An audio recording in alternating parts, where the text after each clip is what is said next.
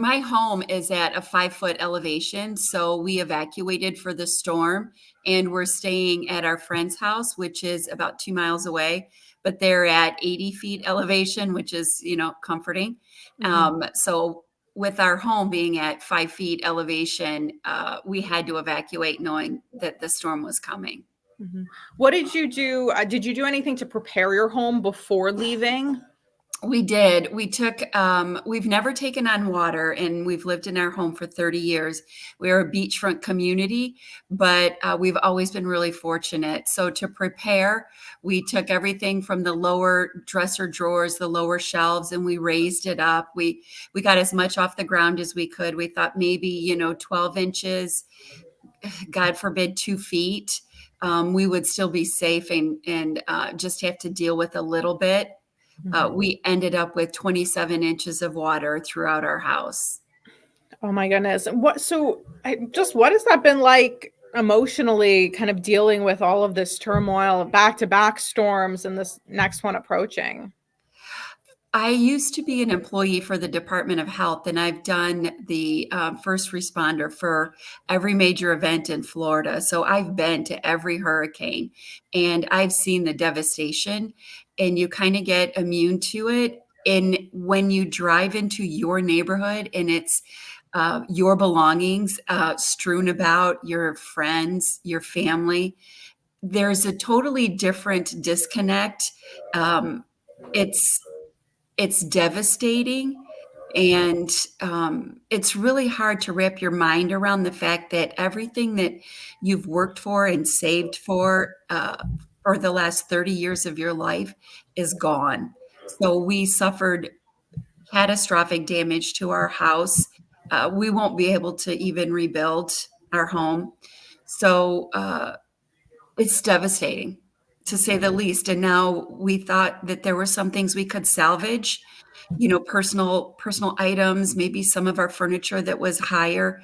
And now we're preparing for Milton, and they're calling for a storm surge that is just going to take what we have and erase it. So we're starting all over. We went from cleanup to now preparing to try and salvage what we could, that we had been able to salvage some items, but our cars are full, and we've evacuated to a friend's house with our dog, and we're just gonna pray that it goes south.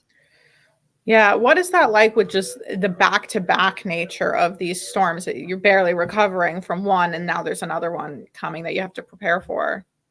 Yeah, we had a restoration crew in to start cutting the drywall. We thought maybe we could save it, but now it's not salvageable, and we have to switch gears and try and figure out, how are we going to get what we have out of our neighborhood. Our streets are just strewn with everybody's belongings. The crews have been so wonderful coming in, trying to get the debris before it becomes projectile, floating all over the neighborhood, flying into people's windows. So to take what we had and just try and minimize the damage and the impact to everybody else, it's incredibly physically hard work. I mean, we are scooping and scraping and cleaning and bagging and trying to get our stuff to the street in time to get the county to come and pick it up, so that it's not going to be as devastating Thursday when we get back into our neighborhood to see what we have left. Mm-hmm. What is your biggest concern with this second storm? I'm really curious, the stuff that we were able to salvage and put upstairs. We have an upstairs room, and it is full to the brim of heavy items that we just couldn't cart away and put in storage and save it. So we're hoping that this room will hold. And if it holds, then we have clothes, we have canned goods, we have dishes. And if it doesn't hold, we literally have nothing.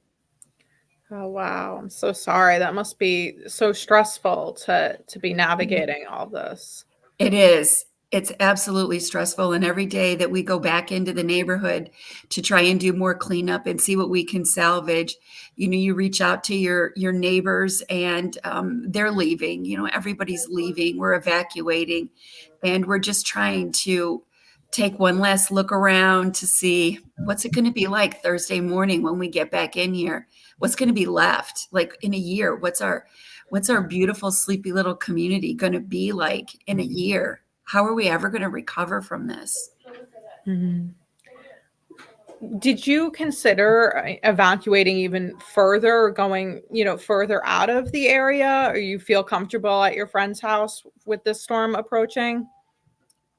Where we are is the elevation is 80 feet, so we're not worried about storm surge, and they're hardened. They have, hurricane-proof windows and doors, so we're not worried about the debris that's gonna be flying around. Our biggest concern, of course, is gonna be loss of power. Loss of power in and of itself is, a problem, but it's not devastating. We can endure it hopefully for a few days. If it becomes a bigger event than that and we take a direct hit, then we will pack up what we can and just get totally out of the area. Mhm.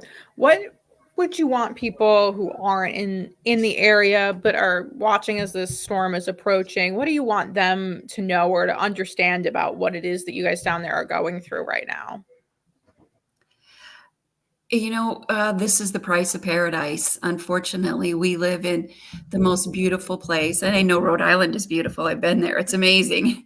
But Florida, for us, is paradise, and we're being devastated. We've really been lucky in the past. Every year, we didn't have to endure this. And now that these two storms back to back are here, and I hope and pray that there are no more.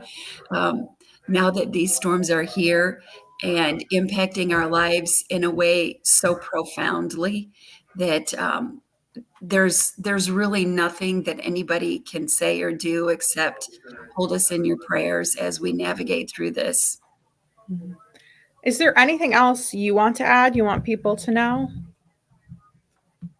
We're Florida strong. We'll get through it. Yeah. It'll be tough, but we'll get through it. We're Florida strong. Yeah. Well, thank you so much. I really appreciate it. It is very helpful to hear from people who are that down there and kind of seeing this all firsthand. So I really appreciate you taking the time to speak. I know it's got to be very difficult as just waiting, It is. especially now. The waiting is the waiting is really hard to sit and watch the TV. When the storm came, we were in our friend's house and we had cameras, our doorbell cameras set up to watch the flood waters come through. And we had an internal camera. So we were able to see the water levels rise in our home. And, we saw it and we knew what was coming and how devastating it was going to be. And now our power's off. So we won't be able to see it. That's Mm, kind of a blessing in real time as it happens. So yeah. we'll find out when we go back on Thursday what we have to deal with then.